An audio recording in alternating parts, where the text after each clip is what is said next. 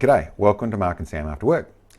Today I want to go through a quick video, if I can make it quick, to go through a comment that I get raised in various forms, but that's a little bit along the lines of how far out is a bullet dangerous?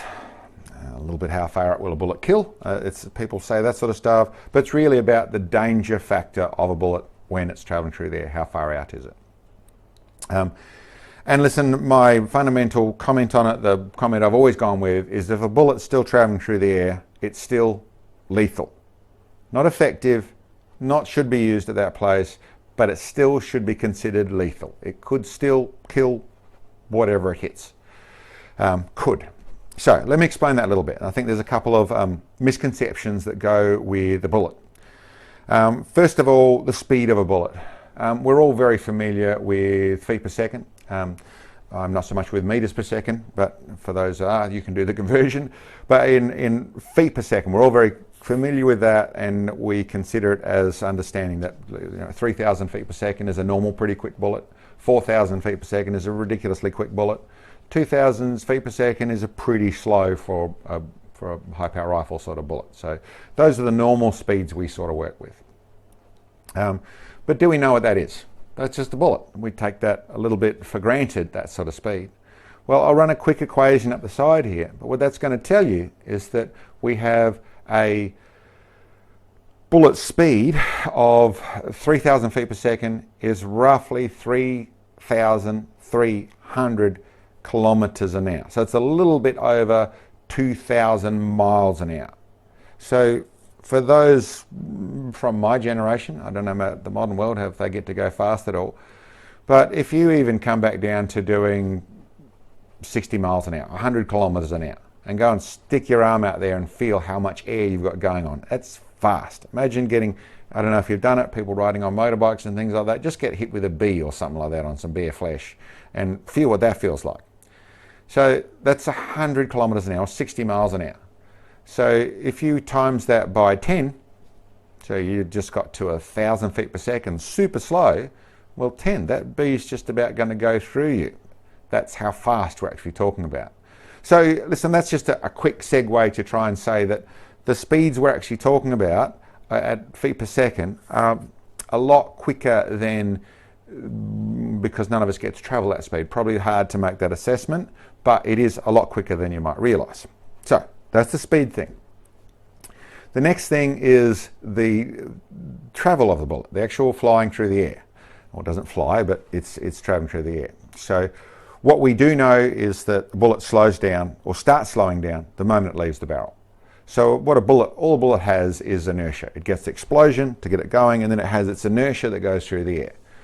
It fights the friction of the air, which is what it slows it down. The other thing that slows it down, well, sort of does, if it's shooting up at all, then it's fighting gravity. So gravity is pulling it down all the time. So those are the features that are going on. Generally, if it's going to be shooting out at a long distance, then it has to have been shooting up for a little bit. If you've just shot dead flat, then it's probably only going to travel 100 to depending on what the caliber is, 100 to 500 meters before it hits the ground. So if you are talking about how far a bullet go, and we're talking 1 mile, 2 miles, 3 miles, 4 miles, 5 miles, and things like that, which yes, a bullet will travel those distances depending on the caliber and depending on the angle it's been shot up at. But what we're talking about there is the bullet is shot up, so to start off with, it's fighting friction of air and it's fighting gravity. And then we know that it goes from 3,000 feet per second to 2,000 feet per second to 1,000 feet per second. And then if we look at our calculations and things like that on our ballistic engines and our ballistic apps and that sort of stuff, or our tables, then we know that it goes down to 800, 700, 600, 500, that sort of stuff. It'll go down to really low numbers. And people consider that, okay, we're going to go down to 200 or 100 feet per second, I sort of heard mentioned. The simple thing I want to cut to is that's never going to happen. Okay, once a bullet starts to roll over, then there's something that's actually happening. That gravity is no longer resisting that bullet. That gravity is then pushing on that bullet and helping it go through the air. So when you're talking extreme long range and your bullet has gone up and it's starting to come over, then it's actually It's not just falling, it's had a run up to go into that slope where gravity's now helping it go to the earth. Now keep in mind, out there, our ballistic calculations are starting to work into, they're just simply running with friction and that side of things, and they aren't particularly wrong, but they're starting to turn into forward motion, the forward travel of the bullet. When I say forward, I mean on the map, going from A to B, they're going forward. Of course, if your bullet's coming down on 30 degrees, then that part of its speed is forward, part of its speed is down. So the actual nose to tail speed of the bullet is going to be higher than what your ballistic app is telling you, because it's starting to not go as far forward on the map as it is going fast in its nose to tail.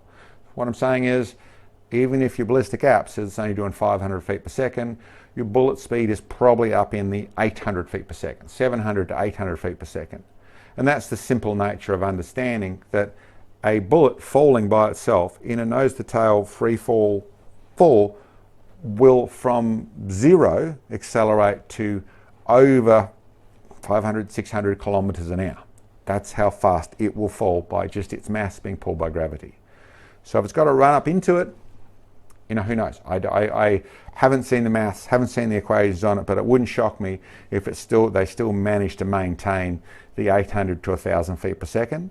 They certainly are not going to drop below the 600 or 700 feet per second. Putting that back into perspective, that is still 600 to 700 kilometers an hour.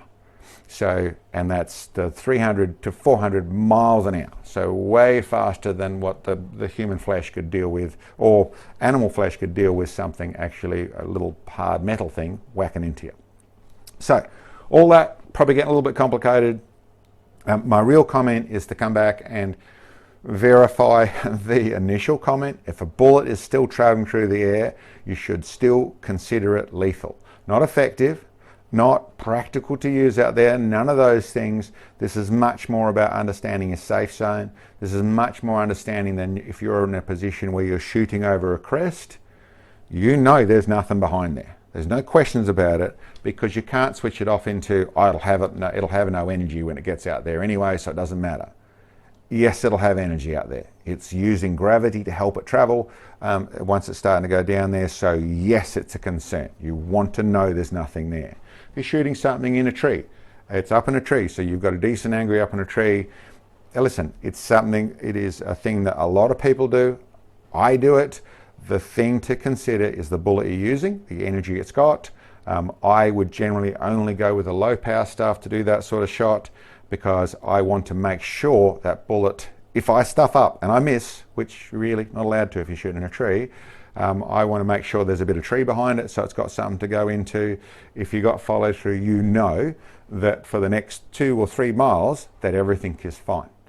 That there's nothing, there's no one, there's nothing to damage, there's nothing you're concerned about, because yes, that bullet, especially once it started to roll over from up in the air there, it's got gravity helping it, so it is still potentially lethal. Anyway, listen, just a bit of a safety talk. It's a little bit also, I see a fair few comments of, the bullet it'll just be like a fly swat out there, it's just going to have no energy, that sort of stuff. Yeah, listen, no, not the case at all. It's I get some people just poke at a bit of fun, that sort of stuff, but I would come back to the safety side of things. It is something to really consider. It is something to make sure of. It is still dangerous, so be safe on that side of things. Make sure you know what your backdrop is. Make sure you get a safe zone. And listen, I'll stop preaching. That's what I wanted to share with you today. Thanks for checking in on us. We'll catch you next time.